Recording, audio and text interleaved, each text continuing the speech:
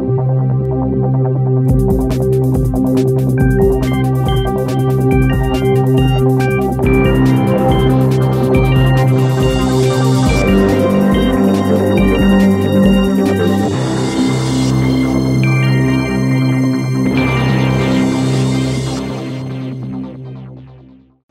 and welcome to the Accountancy Age Big Question.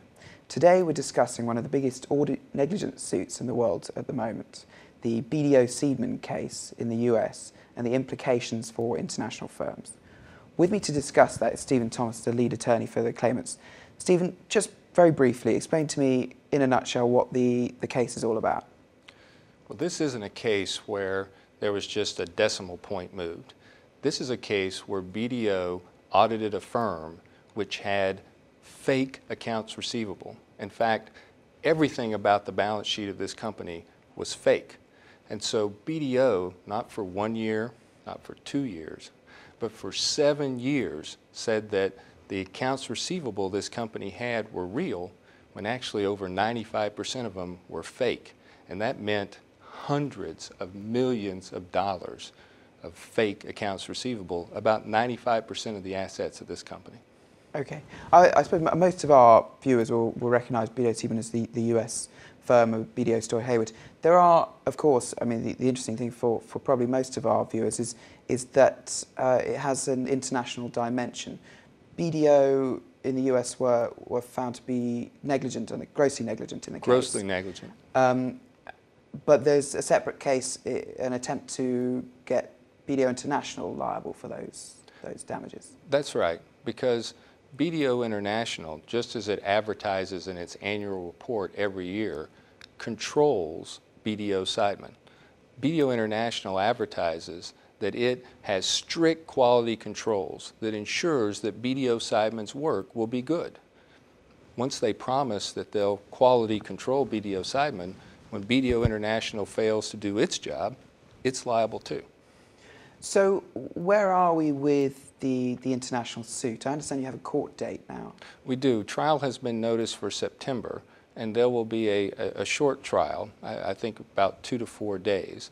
And the sole issue will be, does BDO International control BDO Seidman?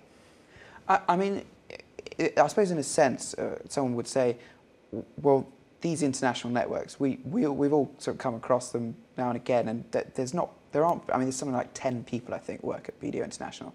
There's not very many people there. They're generally regarded as just the kind of sort of link man to refer work. It's going to be a bit of an uphill struggle, isn't it, to prove that somehow BDO International controlled BDO Seidman? No, not at all, because BDO International promises that it will control BDO Seidman. And all we're asking them to do is live up to their promise. It's more than that. When BDO International was founded, its founding documents said its whole purpose was to control, that's a quote, its member firms throughout the world. So you can't have it both ways. You can't promise that you're going to control quality throughout the world, and then when quality goes bad, say, oh, we're only 10 people, we didn't do it. Mm. I mean, I think BDO's lawyer said, in a sort of rare moment of honesty, that the control references were just puffery. I mean, what did you make of that?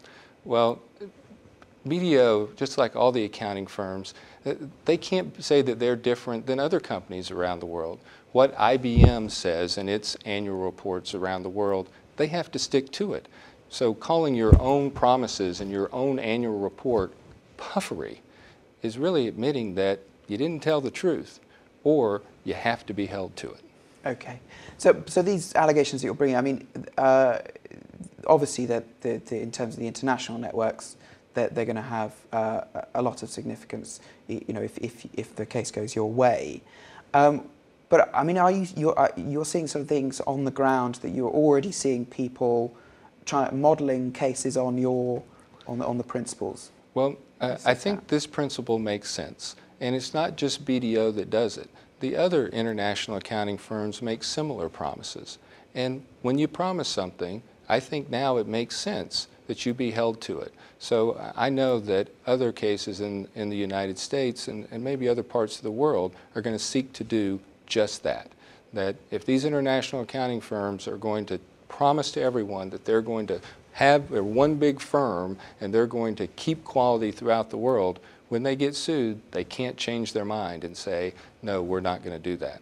Thanks for that, Stephen, and thanks for coming in. It sounds like a case that not only we'll be watching, but also all of the international firms as well. Okay, that's all for this week. Thanks for watching, and hope to see you next week.